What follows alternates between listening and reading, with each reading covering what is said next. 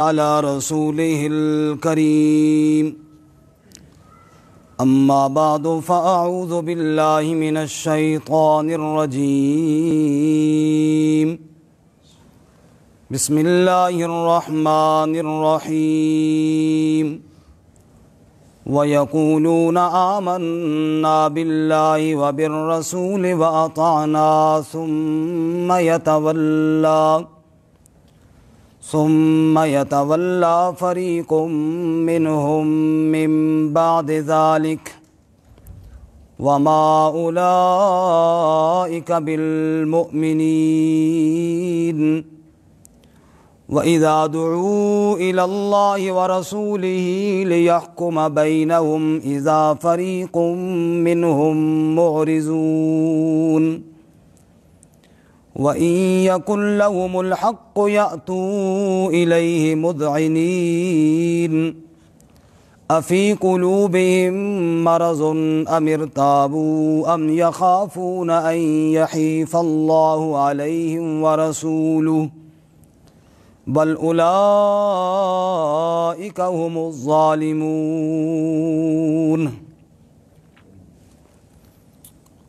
ويقولون اور کہتے ہیں وہ آمنا باللہ وبالرسول ایمان لائے ہم اللہ کے ساتھ اور رسول صلی اللہ علیہ وسلم کے ساتھ وَأَطَعْنَا اور ہم نے اطاعت کی ثُمَّ يَتَوَلَّى فَرِيقٌ مِّنْهُمْ پھر جاتا ہے ایک گروہ ان میں سے مِن بَعْدِ ذَلِكَ اس کے بعد وَمَا أُولَئِكَ بِالْمُؤْمِنِينَ اور نہیں وہ ایمان والوں کے ساتھ وَإِذَا دُعُوا إِلَى اللَّهِ وَرَسُولِهِ اور جب وہ بلائے جائیں اللہ اور اس کے رسول صلی اللہ علیہ وسلم کی طرف لِيَحْكُمَ بَيْنَهُمْ تاکہ فیصلہ فرمائے ان کے درمیان اذا فریق منہم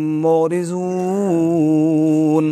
اچانک ایک گروہ ان میں سے منہ موڑنے والا ہو جاتا ہے وَإِن يَكُن لَّهُمُ الْحَقُّ اور اگر ان کے لیے حق ہو يَأْتُوا إِلَيْهِ مُذْعِنِينَ آتے ہیں پھر تو گردنیں جھکائے ہوئے أَفِي قُلُوبِهِم مَرَضٌ کیا ان کے دلوں میں مرض ہے أَمِ ارْتَابُوا یا وہ شک کرتے ہیں ام یخافون یا وہ ڈرتے ہیں ان یحیف اللہ علیہم ورسولہ کہ حق تلفی کرے گا ان پر اللہ اور اس کا رسول بل اولئک هم الظالمون بلکہ وہی لوگ ظلم کرنے والے ہیں سبحان ربک رب العزت عما یصفون وسلام علی المرسلین والحمد للہ رب العالمین اللہم صل علی محمد وعلی آل محمد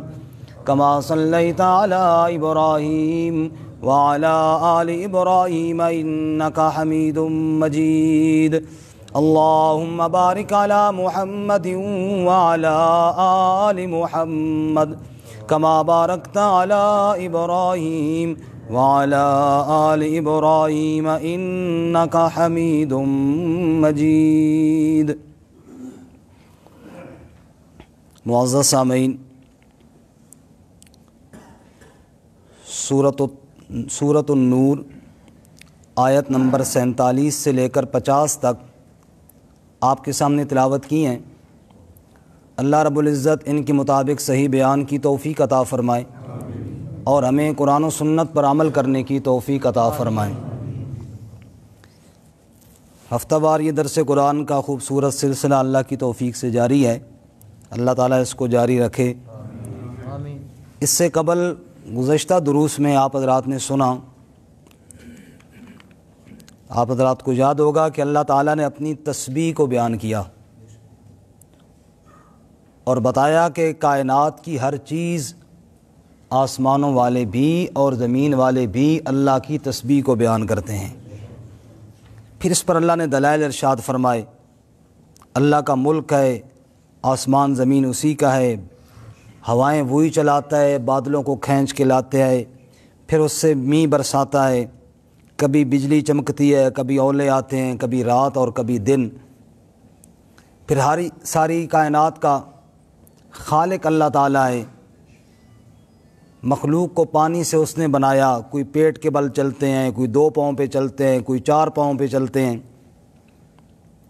اور آخر میں جو آج کے سبق سے پچھلی آیت ہے، آیت نمبر 46، اس میں فرمایا تھا لَقَدْ أَنزَلْنَا آیَاتٍ مُبَيِّنَاتٍ، یقیناً ہم نے بڑی واضح آیات نازل فرمائی۔ وَاللَّهُ يَهْدِي مَن يَشَاءُ إِلَىٰ صِرَاطٍ مُسْتَقِيمٍ۔ آیتیں دیکھنے کے بعد ہر بندہ ہدایت نہیں حاصل کرتا، ہدایت وہی حاصل کرتا ہے جس کو اللہ دے، اس لیے اللہ سے ہدایت کی توفیق اخلاص کے ساتھ مانگنی چاہیے۔ آمین۔ چونکہ ہر آیت کا پچھلی آیت کے ساتھ ربط اور جوڑ ضرور ہوتا ہے، تبھی بات سمجھ میں آتی ہے۔ یہ بات ذہن میں رہے پچھلی آیت والی کہ آیات اللہ کی وحدانیت کی بے شمار ہیں، لیکن جو دیکھے وہ ہدایت پہ نہیں آتا۔ واللہ یہدی من یشاء الی صراط مستقیم، صراط مستقیم کے لیے اللہ کی ہدایت ضروری ہے، اور اللہ ہدایت دیتا ہے اخلاص والوں کو۔ اس لیے آج کے سبق میں منافقین کا تذکرہ ہے۔ بات سمجھ میں آ رہی ہے نا؟ پچھلی آیت کے ساتھ جو جوڑ لگ رہا ہے کہ ہدایت ملتی ہے اخلاص والوں کو، منافقین کو کبھی ہدایت نہیں ملتی۔ اور آج کے سبق میں منافقین کے حالات کو بیان کیا کہ منافق یہی آیات وہ دیکھتے بھی ہیں اور یہ آیات وہ سنتے بھی ہیں، لیکن ان کو ایمان نصیب نہیں ہوتا کیونکہ وہ مخلص نہیں ہوتے۔ جب تک بندہ مخلص نہ ہو تب تک بندے کو ایمان نصیب نہیں ہوتا۔ کوئی کام بھی آپ دیکھ لیجئے، جب تک بندہ اس کام کے ساتھ مخلص نہ ہو تو وہ بندہ کام صحیح نہیں کر سکتا۔ اللہ ہم سب کو اخلاص نصیب فرمائے، نفاق سے بچائے۔ منافقین کے حالات قرآن کریم میں کئی جگہ بیان ہوئے ہیں، ہمیں سننے چاہیے، وہ پڑھنے چاہیے، اور پھر ان صفتوں کو اپنے اندر ڈھونڈنا چاہیے اور چن چن کے ان کو خارج کرنا چاہیے۔ مقصد یہی ہے نا درس قرآن کا کہ اللہ تعالیٰ نے جو اہل ایمان کی صفات بتائی ہیں وہ ہمیں اختیار کرنی چاہیے، جو کفار، منافقین، مفسدین کی صفات بتائی ہیں ان سے ہمیں اپنے آپ کو بچانا چاہیے۔ تو آج کے سبق میں کچھ ہیں اور کچھ دیگر آیات میں میں انشاءاللہ کوشش کرتا ہوں چند آیات آپ کے سامنے عرض کروں۔ اللہ تعالیٰ مجھے صحیح بیان کی توفیق عطا فرمائے، پھر ہم سب کو سن کر اس پر عمل کرنے کی توفیق عطا فرمائے۔ سنیے ذرا اللہ تعالیٰ کیا فرماتے ہیں۔ تذکرہ منافقین کا ہے جنہوں نے اخلاص کو چھوڑ دیا اور نفاق کو اختیار کیا، ان کی حالت اور ان کے قول اور ان کی باتیں اور ان کی حرکات اور ان کی صفات۔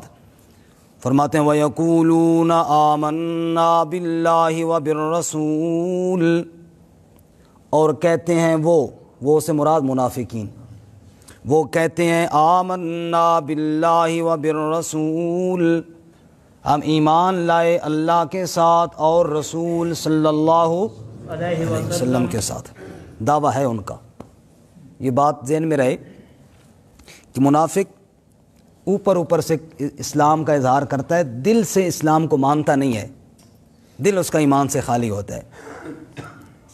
اور ایک احادیث میں بھی کچھ صفات ذکر ہوئی ہیں، وہ عملی طور پر ہے۔ قرآن کریم میں اکثر ان منافقین کا ذکر ہے جو اندر سے کافر ہیں، اوپر سے بس اظہار کرتے ہیں ایمان کا۔ وَيَقُولُونَ آمَنَّا بِاللَّهِ، اور کہتے ہیں وہ کہ ہم ایمان لائے اللہ کے ساتھ، وَبِالرَّسُولِ، اور اس کے رسول حضرت محمد الرسول اللہ صلی اللہ علیہ وسلم کے ساتھ۔ اب ایمان لاتے ہو تو پھر بات مانو بھی صحیح، لیکن مانتے نہیں ہیں۔ سورہ منافقون 28ویں پارے میں ارشاد ہے، ذرا وہ آیت بھی سن لیجئے۔ اِذَا جَاءَكَ الْمُنَافِقُونَ قَالُوا نَشْهَدُ إِنَّكَ لَرَسُولُ اللَّهِ، اے میرے محبوب صلی اللہ علیہ وسلم، جب منافقین آتے ہیں تو آ کر کہتے ہیں آپ کے سامنے، نشہد، ہم گواہی دیتے ہیں، انک لرسول اللہ، کہ بے شک آپ اللہ کے رسول ہیں۔ اللہ تعالیٰ جواب میں فرماتے ہیں اس میں تو کوئی شک نہیں کہ آپ میرے رسول ہیں، واللہ یعلم انک لرسول، یہ بات تو ٹھیک ہے، لیکن واللہ یشہد ان المنافقین لکاذبون، اللہ بھی گواہی دیتا ہے کہ یہ منافق جھوٹ بول رہے ہیں، اندر سے نہیں مانتے، اوپر اوپر سے کہہ رہے ہیں۔ تو یہ دعویٰ ان کا، کہتے ہیں آمنا باللہ و بالرسول، ایمان لائے ہم اللہ کے ساتھ اور ایمان لائے ہم رسول صلی اللہ علیہ وسلم کے ساتھ، وَأَطَعْنَا، اور ہم نے اطاعت کی، بات بھی مانیں گے اللہ اور اس کے نبی کی، لیکن ثُمَّ يَتَوَلَّى فَرِيقٌ مِّنْهُمْ مِّن بَعْدِ ذَلِكَ، لیکن حقیقت کیا ہے کہ پھر جاتا ہے ایک گروہ ان میں سے اس کے بعد، اقرار کر لیا، اظہار بھی کر لیا، وعدہ بھی کر لیا اللہ کے نبی صلی اللہ علیہ وسلم کی اطاعت کا، لیکن پھر جاتا ہے ایک گروہ ان میں سے اس کے بعد، وَمَا أُولَئِكَ بِالْمُؤْمِنِينَ، اور وہ ایمان والوں کے ساتھ نہیں ہوتے، اور حالت ان کی یہ ہے وَإِذَا دُعُوا إِلَى اللَّهِ وَرَسُولِهِ لِيَحْكُمَ بَيْنَهُمْ، جب ان کو بلایا جائے کسی معاملے میں، آؤ اللہ کی طرف، آؤ اس کے رسول صلی اللہ علیہ وسلم کی طرف، لِيَحْكُمَ بَيْنَهُمْ، تاکہ فیصلہ کریں تمہارے درمیان، اگر کوئی جھگڑا ہو گیا، اگر کوئی اختلاف ہو گیا تو فیصل مانو اللہ کے رسول صلی اللہ علیہ وسلم کو، اِذَا فَرِيقٌ مِّنْهُمْ مُعْرِضُونَ، ایک گروہ اس سے اعراض کرنے والا بن جاتا ہے، منہ موڑنے والا بن جاتا ہے، کیونکہ ان کے سامنے اللہ کے نبی صلی اللہ علیہ وسلم کی اطاعت نہیں، دنیاوی مفاد ہے۔ اس لیے اگلی آیت میں اللہ فرماتے ہیں وَإِن يَكُن لَّهُمُ الْحَقُّ، اگر اس فیصلے میں حق ان کی طرف جاتا ہو، پتہ ہو کہ ہم حق پر ہیں، پھر تو آتے ہیں اللہ کے نبی کے پاس، کیونکہ پتہ ہے کہ فیصلہ میرے حق میں ہوگا، لیکن اگر اپنے خلاف خطرہ ہو تو پھر نبی پاک کے پاس نہیں آتے۔ وَإِن يَكُن لَّهُمُ الْحَقُّ يَأْتُوا إِلَيْهِ مُذْعِنِينَ، اگر حق ان کی طرف ہو، ان کی طرف فیصلہ ہونے والا ہو، پھر تو آتے ہیں مذعنین، گردن جھکا کر، بڑے عاجز بن کر، بڑے فرما بردار بن کر۔ معلوم ہوا ان آیات میں اللہ منافقین کی عادت یہ بیان کرتے ہیں، دعویٰ تو کرتے ہیں میرے پیغمبر کی اطاعت کا، لیکن اطاعت کرتے نہیں ہیں، دنیاوی مفاد کو سامنے رکھ کر کرتے ہیں، دنیا کا فائدہ نظر آئے پھر تو اطاعت کرتے ہیں، اور اگر نظر نہ آئے تو پھر میرے نبی کی اطاعت نہیں کرتے۔ اللہ اس حرکت سے ہمیں محفوظ فرمائے، آمین۔ اللہ اکبر۔ اب قرآن کریم میں اللہ تعالیٰ نے اس کے علاوہ کئی مقامات پر یہ بتایا کہ اصل تو اطاعت نبی صلی اللہ علیہ وسلم کی کرنی ہے تم نے، اگر کامیابی چاہتے ہو تو۔ مَن یُطِعِ الرَّسُولَ فَقَدْ أَطَاعَ اللَّهَ، جس نے رسول کی اطاعت کی اس نے اللہ کی اطاعت کی، کیونکہ اللہ تعالیٰ کی اطاعت تبھی پتہ ہی تب چلتا ہے نا، نبی پاک نے بتایا اللہ کا یہ حکم ہے، ورنہ ہمیں کیا پتہ اللہ تعالیٰ نے ہمیں کیا حکم دیا ہے۔ اس لیے نبی پاک صلی اللہ علیہ وسلم کی اطاعت ہی اللہ کی اطاعت ہے۔ قیامت کا دن آئے گا تو جس بندے نے اللہ کے نبی کی اطاعت نہیں کی نا، اس کا حال کیا ہوگا؟ اللہ تعالیٰ ہمیں اس ذلت سے محفوظ فرمائے۔ اللہ فرماتے ہیں 19ویں پارے میں وَيَوْمَ يَعَضُّ الظَّالِمُ عَلَىٰ يَدَيْهِ، قیامت کا دن ہوگا، وہ بندے بھی آئیں گے جنہوں نے اوپر سے تو دعویٰ کیا نبی پاک کی اطاعت کا، لیکن حقیقت میں کوئی نہ کی، نبی پاک صلی اللہ علیہ وسلم کے حکم سے منہ موڑتے رہے۔ وَيَوْمَ يَعَضُّ الظَّالِمُ عَلَىٰ يَدَيْهِ، جب محشر کا دن آئے گا ان کی حالت کیا ہوگی؟ فرمایا اپنے ہاتھوں کو کاٹ کاٹ کے کھا رہے ہوں گے۔ افسوس ہوتا ہے نا بندے کو، تو بندہ یوں انگلی ڈال لیتا ہے منہ میں، اور ان کو اتنا اس وقت افسوس ہوگا اپنی اس حرکت پہ کہ ہاتھ چبا کر کھا جائیں گے۔ وَيَوْمَ يَعَضُّ الظَّالِمُ عَلَىٰ يَدَيْهِ، ظالم اپنے ہاتھ کاٹ کاٹ کر کھائیں گے، کیوں؟ کیا وجہ ہے؟ کیوں افسوس کریں گے؟ کیا وجہ ہے؟ اس وقت کہہ رہے ہوں گے کاش یا لیتنا اتخذت مع الرسول سبیلا، یا ویلتا لیتنی لم اتخذ فلانا خلیلا لقد اضلنی عن الذکر بعد اذ جانی، کاش میں نے نبی پاک کے راستے کو چھوڑ کر لوگوں کو اپنا ساتھی نہ بنایا ہوتا، یا لیتنی، ہائے میری ہلاکت، ہائے میری بربادی، میں کس غلط راہ پہ دنیا میں چلتا رہا، نبی پاک کے طریقے کو چھوڑ کر کس کے طریقوں کو پسند کرتا رہا، نبی پاک صلی اللہ علیہ وسلم کے نورانی طریقوں کو چھوڑ کر میں کس ظالم کے راہ پر چلتا رہا، کاش اتخذت مع الرسول سبیلا، اے کاش میں نے نبی پاک کے راستے کو اختیار کر لیا ہوتا۔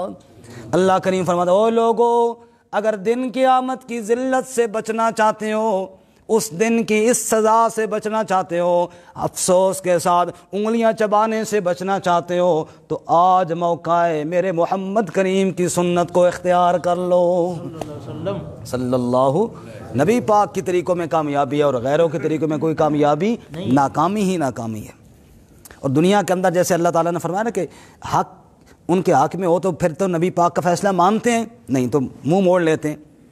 نبی پاک کے وقت میں ایک ایسا واقعہ پیش آیا، ایک منافق بظاہر کلمہ پڑھنے والا، اس کا جھگڑا ہو گیا ایک یہودی کے ساتھ کسی چیز کے بارے میں۔ منافق کہتا ہے یہ میری ہے، یہودی نے کہا تیری نہیں میری ہے، چلو جناب فیصلہ کرواتے ہیں۔ مدینہ منورہ کے اندر ایک تو رحمت کائنات امام الانبیاء حضرت محمد الرسول اللہ سب کو صلی اللہ علیہ وسلم فیصلہ فرمایا کرتے تھے، جو حق اور سچ کا فیصلہ۔ ایک اور بدبخت تھا، وہ بھی فیصلے کرتا تھا، کعب بن اشرف، وہ یہودیوں کا سرغنہ تھا اور ان کا وڈیرا تھا، وہ بھی فیصلہ کیا کرتا تھا۔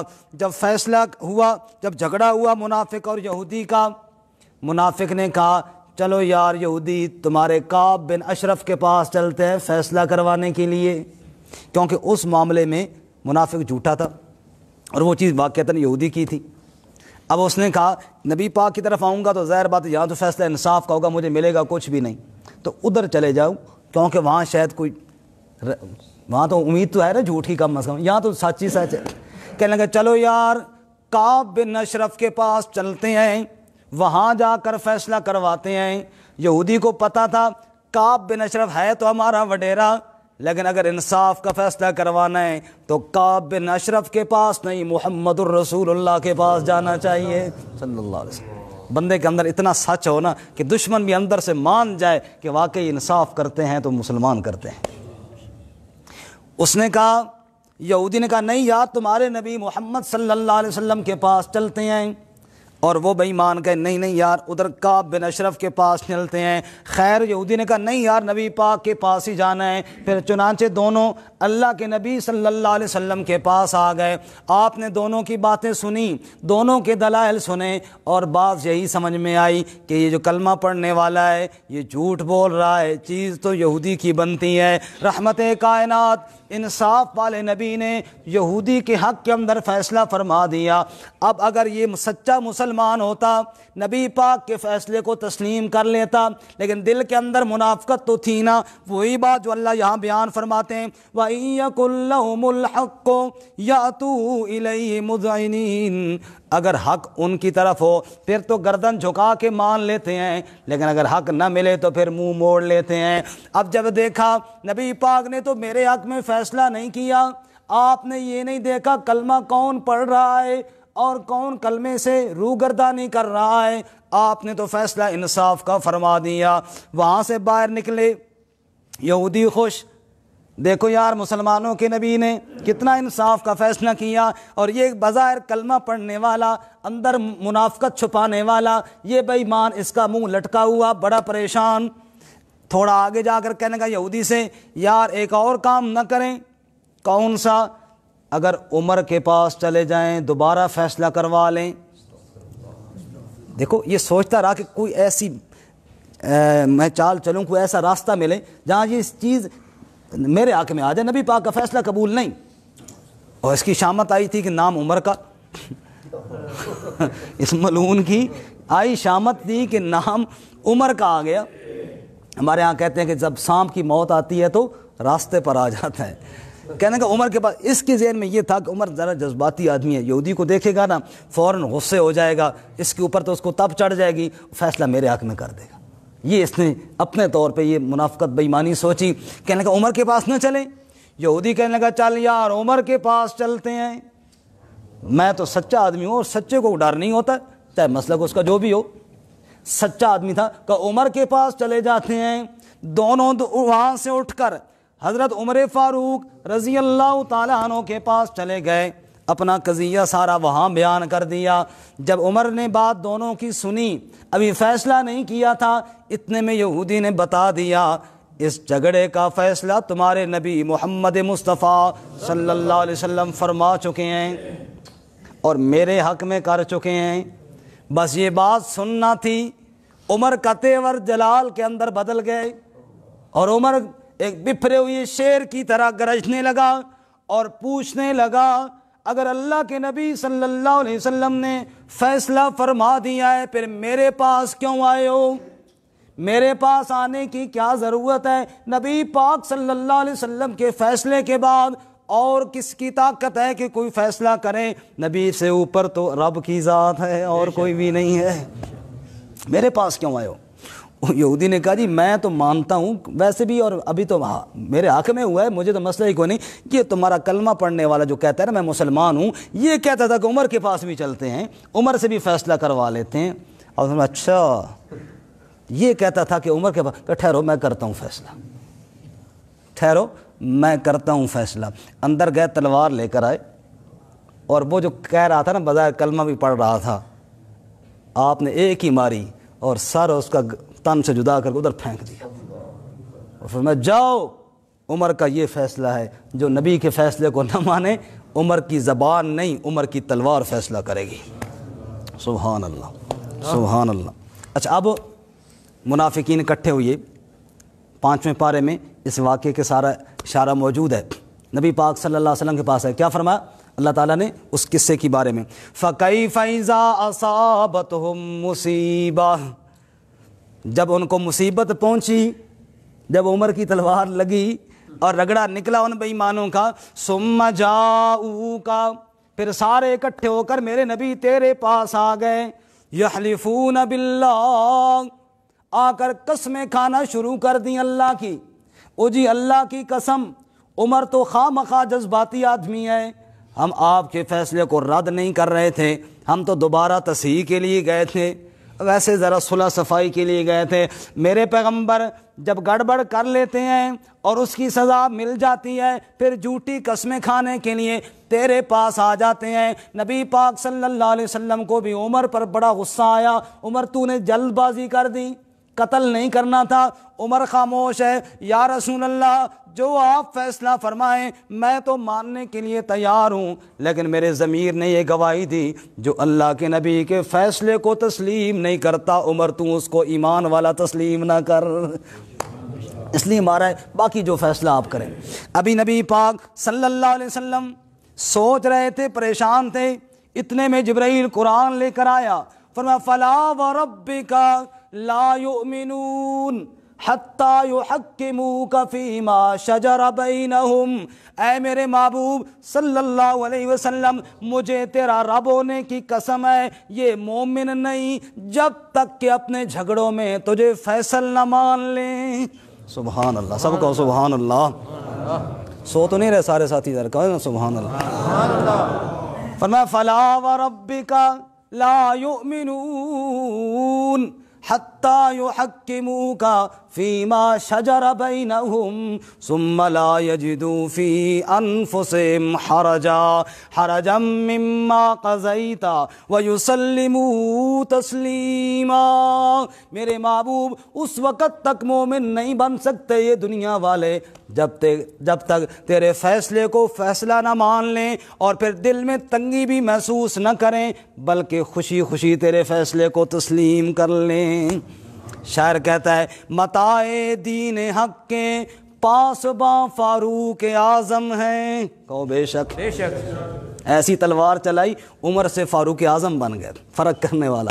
متاع دین حق کے پاسباں فاروق اعظم ہیں, عدالت کے فلک کی کہکشاں فاروق اعظم ہیں. بیاں کیسے ہو مجھ سے اس جری جرار کی عظمت, بیاں کیسے ہو مجھ سے اس جری جرار کی عظمت, کہاں مجھ سا فرومایا کہاں فاروق اعظم ہیں؟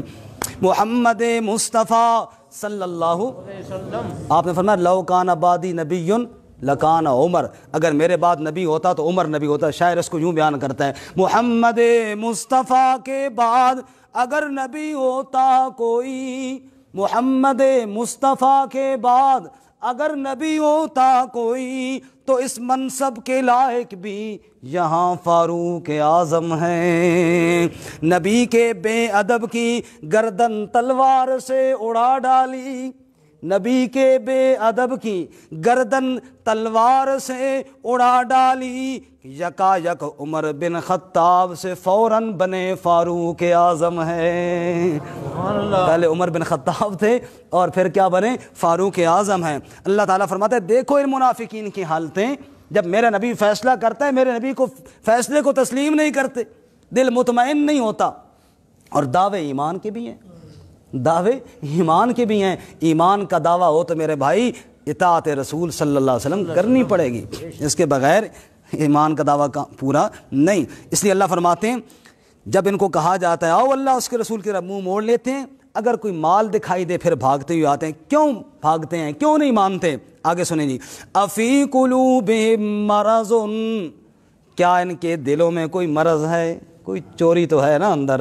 اللہ فرماتے ہیں افی قلوبہم مرض، اللہ کے نبی صلی اللہ علیہ وسلم نے فرمایا او لوگو، انسانی جسم میں گوشت کا ایک ایسا حصہ ہے وہ درست ہو پورا جسم درست ہوتا ہے، وہ بگڑ جائے پورا جسم بگڑ جاتا ہے۔ الا وہی القلب، خوب سنو وہ تمہارا دل ہے۔ وہ کیا ہے جی؟ دل ہے۔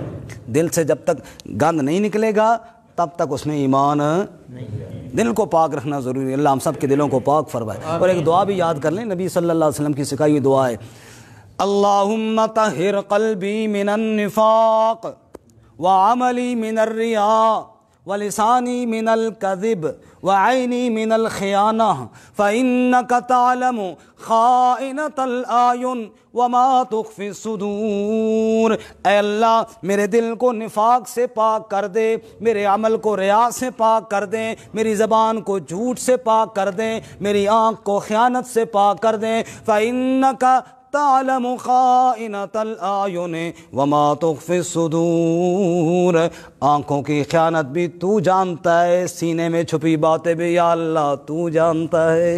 کون جاننے والا ہے جی؟ اللہ۔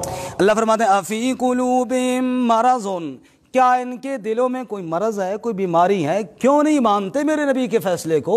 وجہ تو بتائیں نا۔ افی قلوبہم مرض، اور سورۃ البقرہ میں فرمایا فی قلوبہم مرض فزادہم اللہ مرضا، منافقین کا تذکرہ کرتے ہوئے فرمایا ان کے دلوں میں مرض ہے، ان کے دلوں میں بیماری ہے، جوں جوں منافقت کرتے گئے تو مرض بڑھتا چلا گیا۔ اللہ منافقت والے مرض سے بچائے۔ نبی صلی اللہ علیہ وسلم نے سلام پھیرا نماز کا، ایک بندہ پچھلی صفوں میں کھڑا ہوا، یا رسول اللہ یہ جو دو بچے ہیں انہوں نے بڑا تنگ کیا ہوا ہے۔ کیا تنگ کیا ہے؟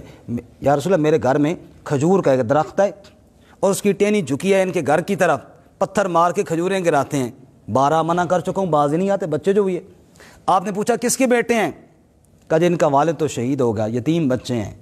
آپ صلی اللہ علیہ وسلم کا دل بھر آیا، رحمت کائنات تھے نا، یتیم بچہ سامنے آئے تو پھر دل بندے کا نہ پسیجے، عام بندے کا، وہ تو رحمت للعالمین تھے صلی اللہ علیہ وسلم۔ آپ کا دل بھر آیا، اس کے والد کا وہ جہاد میں ساتھ جانا اور پھرنا وہ سارا یاد آیا۔ اب سنا یار بات سن، وہ جو ایک ٹہنی ان کی طرف جھکی ہے نا، جزاک اللہ خیر، وہ جو ٹہنی جھکی ہے ان کے طرف، ان کے گھر کی طرف، جس کو یہ پتھر مارتے ہیں، وہ درخت ہی سارا ان بچوں کو دے دے، ان بیچاروں کا باپ تو ہے کوئی نہیں، ان کو دے دے، اگر تو دے دے گا نا میں تجھے جنت میں جنت کے کھجور کے درخت کی ضمانت دیتا ہوں۔ لیکن اس بدبخت کے دل میں منافقت تھی۔ یہ بات سن کر کہنے لگا یا رسول اللہ میں نے شکایت تو کی تھی، آپ ان کو سمجھائیں، آپ تو مجھے سمجھانے لگ گئے، مجھے یہ سودا قبول نہیں۔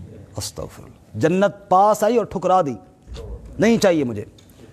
اور میں نے رات بھی عرض کیا ادھر ایک جگہ بیان میں، میں نے کہا ہماری زندگی میں ایک بار نہیں کئی بار جنت ہمارے سامنے آتی ہے۔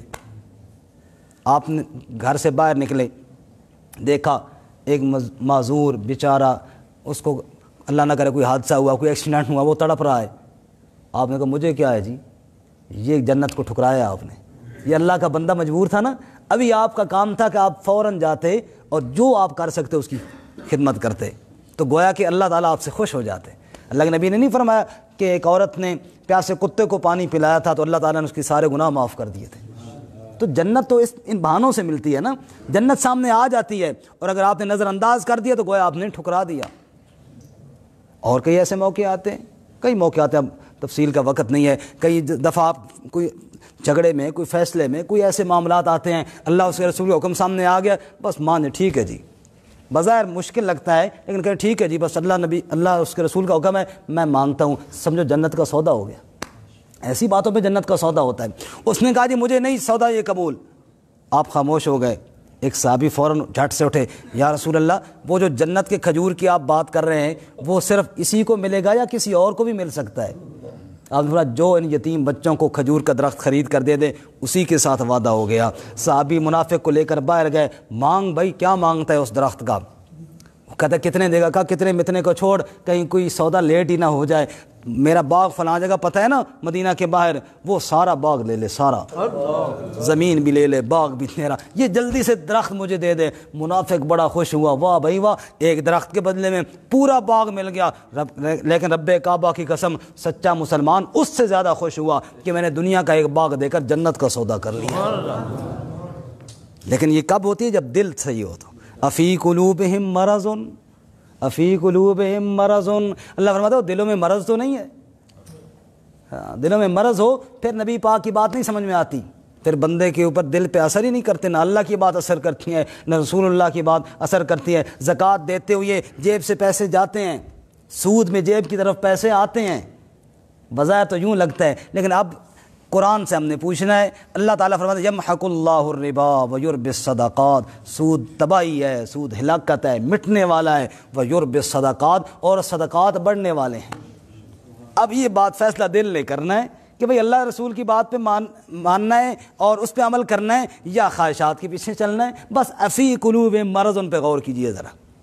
ایسے موقع جب دنیا میں آئیں، میرے ساتھ بھی آتے ہیں، ہم سب کے ساتھ آتے ہیں، ہم سب ایک جیسے ہی ہیں، ہم سب غور کریں۔ ایسے موقع جب آئے، ایک طرف اللہ تعالیٰ کا حکم، اس کے نبی صلی اللہ علیہ وسلم کا حکم، دوسری طرف میری خواہش، میری چاہت، میرا مفاد دنیاوی، اب دیکھنا یہ ہے کہ میرا جھکاؤ کس طرف ہے۔ اگر میں اللہ تعالیٰ کے حکم کو آگے رکھتا ہوں اور اپنی طبیعت کو پیچھے کر لیتا ہوں، شریعت آگے طبیعت پیچھے، پھر تو کامیاب ہو گیا، سودا ٹھیک کر لیا۔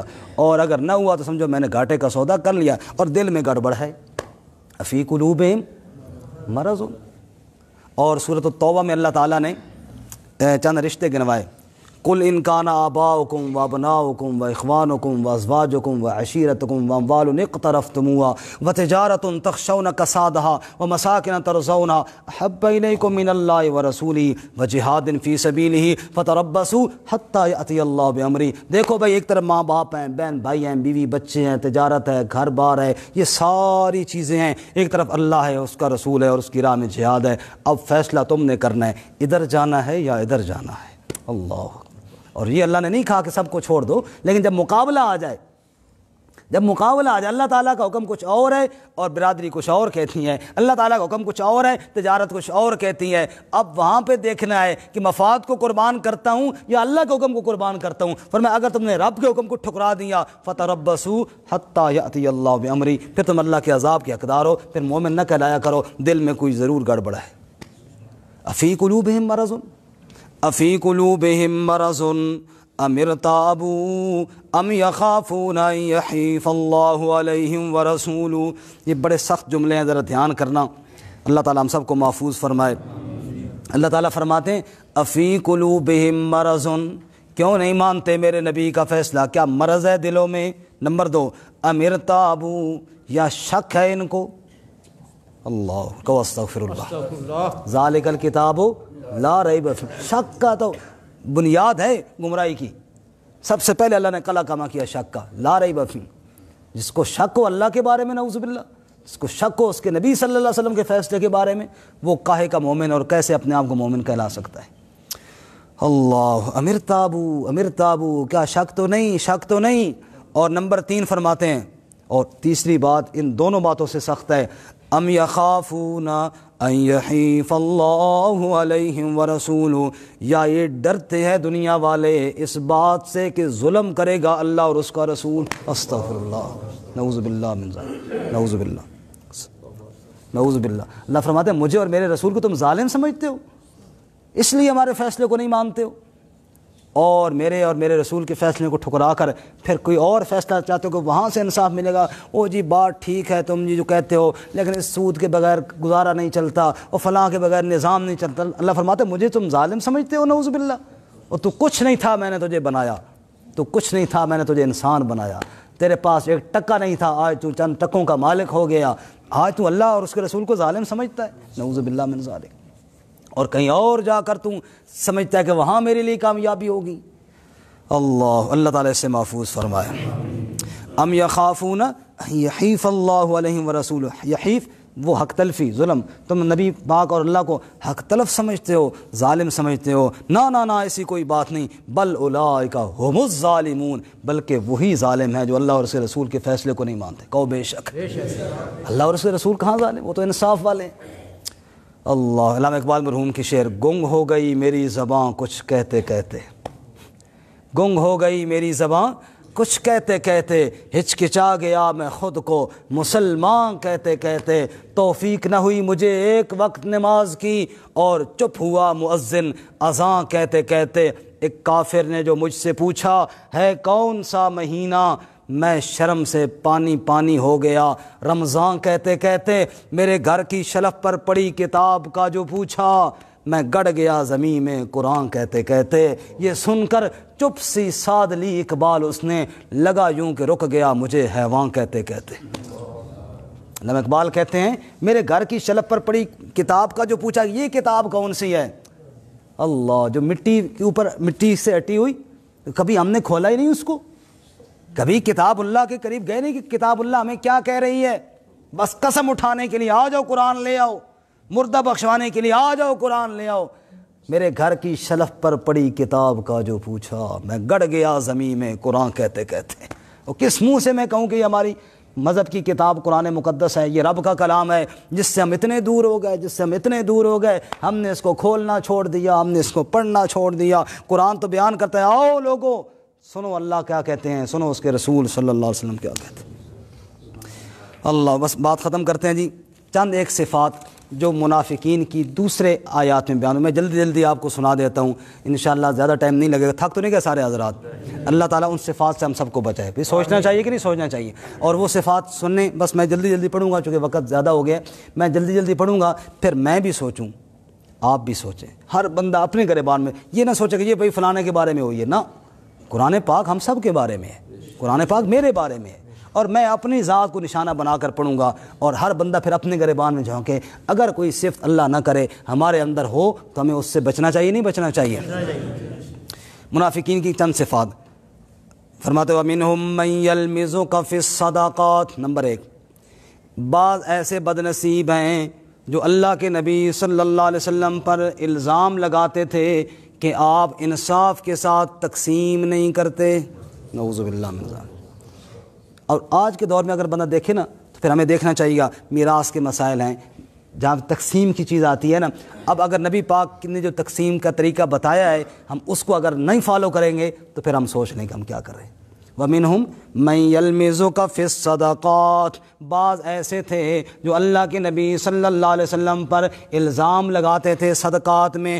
نمبر 2، اللہ کریم منافقوں کی ایک اور صفت بیان کرتے ہیں، وَإِذَا قِيلَ لَهُمْ آمِنُوا كَمَا آمَنَ النَّاسُ قَالُوا أَنُؤْمِنُ كَمَا آمَنَ السُّفَهَاءُ، جب منافقین سے کہا جاتا ان صحابہ کی طرح ایمان لاؤ جو مخلص ہیں، جواب میں کہتے ہم ان بے وقوفوں کی طرح ایمان کیوں لائیں، نعوذ باللہ، صحابہ کو بے وقوف کہتے تھے۔ نمبر 3، اللہ فرماتے ہیں منافقین کا تذکرہ کرتے ہوئے سم بکم عمی فہم لا یرجعون، بہرے ہیں، گونگے ہیں، اندھے ہیں، لوٹ کر آنے والے نہیں ہیں۔ کیا مطلب؟ میری آیات سننے وقت بہرے بن جاتے ہیں اور میری بات کرتے وقت گونگے بن جاتے ہیں اور میری وحدانیت کے دلائل دیکھنے کے لیے اندھے بن جاتے ہیں، لہذا سیدھے راستے کی طرف پلٹ کر آتے نہیں ہیں۔ اس کے بعد آگے اللہ تعالیٰ فرماتے ہیں نمبر 4 وَإِذَا قِيلَ لَهُ اتَّقِ اللَّهَ أَخَذَتْهُ الْعِزَّةُ بِالْإِثْمِ فَحَسْبُهُ جَهَنَّمُ۔ منافقین کی عادات میں سے ایک عادت یہ بھی ہے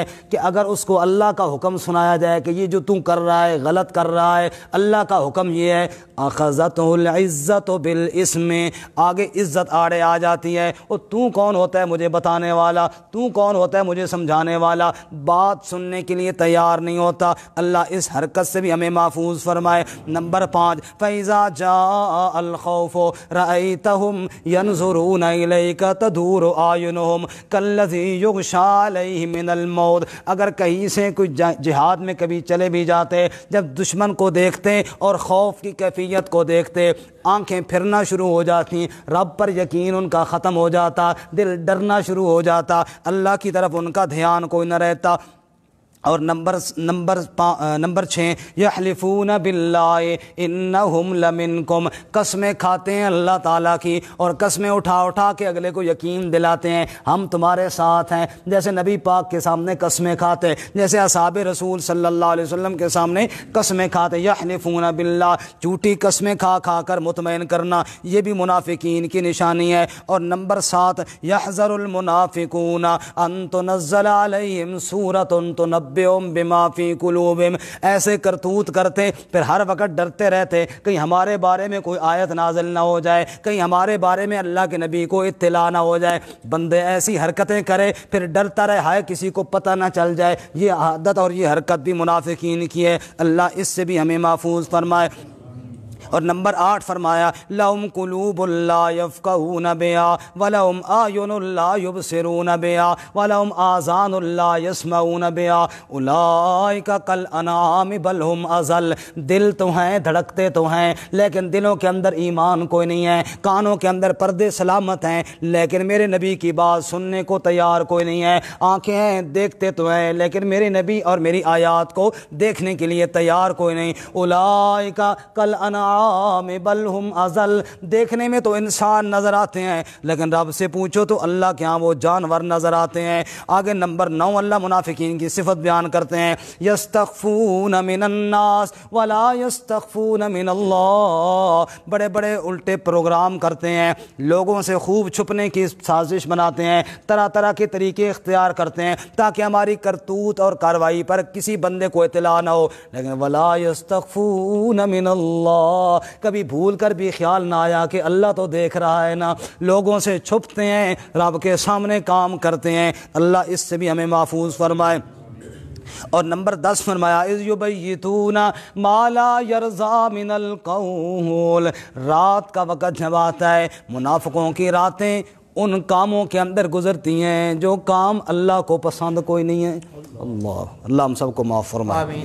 دیکھو نا جب رات کا اندھیرا ہوتا ہے میرے بھائی ہم کیا کرتے ہیں، ہم کس طرف جاتے ہیں، اللہ ہم سب کو سچی توبہ کی توفیق عطا فرمائے۔ رات کے وقت آج کل تو اس بے حیائی نے اتنا عام میڈیا نے کر دیا ہے، رات کے اندر بستر کے اندر لیٹ کر دنیا والے کے آگے تو چھپ گیا، گھر والوں سے بھی چھپ گیا، لیکن لیٹ کر وہاں خفیہ طور پر پتہ نہیں کیا کیا بے حیائی کے منصوبے بنے جا رہے ہیں۔ اذ یبیتون ما لا یرضی من القول، رات اس طرح گزارتے ہیں جو اللہ کا تعالیٰ کو پسند کوئی نہیں ہے۔ رسول اللہ صلی اللہ علیہ وسلم نے ارشاد فرمایا انکم تموتون کما تنامون، جیسے تم روزانہ رات کو سو جاتے ہو لوگوں اسی طرح ایک دن تم مر بھی جاؤ گے، اس لیے سوتے وقت دھیان کیا کرو میرے دن کا خاتمہ کیسے ہو رہا ہے، اللہ برے اعمال سے بچائے۔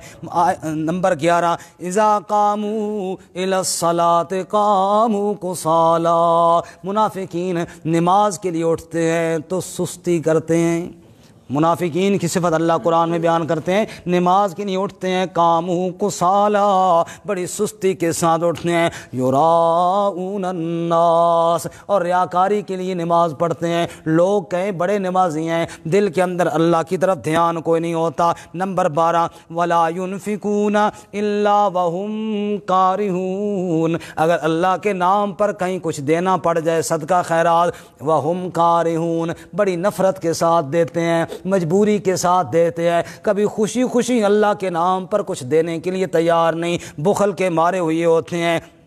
نمبر 13 افرائیت من اتخذ الہہ ہوا، منافقین کی عادت اللہ فرماتے ہیں کہ یہ بھی ہے، اپنی خواہش کو انہوں نے اپنا معبود بنایا ہوا ہوتا ہے، جدھر دل کیا بس ادھر ہی چل پڑے۔ اگر اللہ کے دین کا مسئلہ ان کی طبیعت اور خواہش کے مطابق ہو گیا پھر تو مان لیتے ہیں، اور اگر ان کی طبیعت اور خواہش کے خلاف ہوا پھر چھوڑ دیتے ہیں۔ انہوں نے اپنا الہ اپنی خواہش کو بنایا ہوا ہے۔ آگے نمبر 14 گناہ کی تعویلیں پیش کرتے ہیں، جیسے ابھی ہم نے پڑھ لیا، جب حضرت عمر نے قتل کر دیا پھر تعویلیں پیش کرنے لگے اور کہتے ہیں وہ جی وجہ یہ تھی کہ ہم تو صلح کے لیے گئے تھے، گناہ کی تعویلیں پیش کرتے ہیں۔ جیسے اللہ معاف فرمایا، آج کتنے لوگ گناہ کی تعویلیں پیش کرتے ہیں، نماز کیوں نہیں پڑھی، او جی فلاں مجبوری تھی، فلانا کام کیوں نہیں کیا، او جی یہ مجبوری تھی، سچ کیوں نہیں بولا، او جی فلاں مجبوری تھی، او جناب زکوٰۃ کیوں نہیں دی، او جی فلاں مسئلہ تھا، او میراث میں بہنوں کو حصہ کیوں نہیں دیا، او جی فلاں مجبوری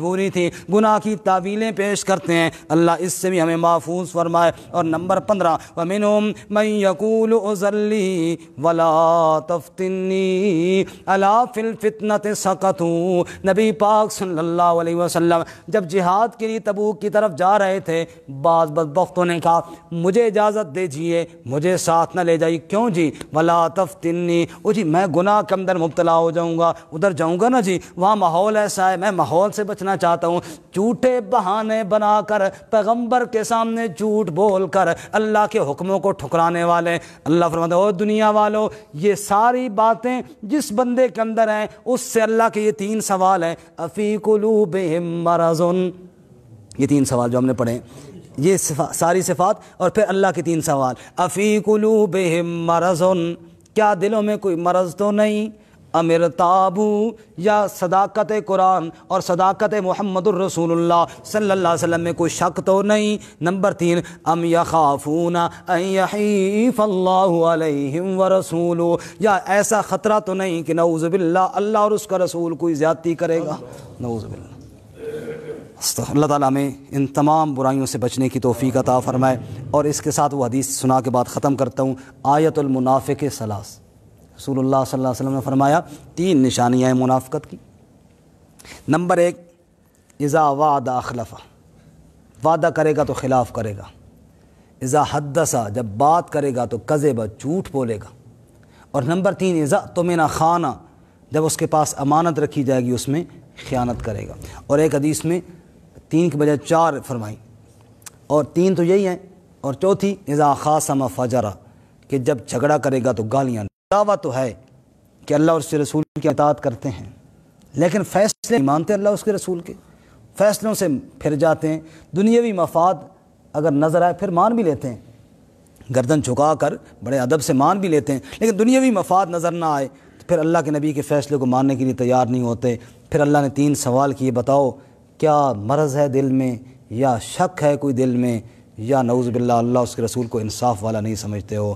اللہ تعالیٰ میں ان تمام عادات سے بچنے کی توفیق عطا فرمائے، اور اللہ تعالیٰ میں اپنے اور اپنے نبی صلی اللہ علیہ وسلم کی سچی اطاعت کرنے کی توفیق عطا فرمائے، سننا سنانا قبول فرما کر اللہ ہم سب کی نجات کا ذریعہ بنائے۔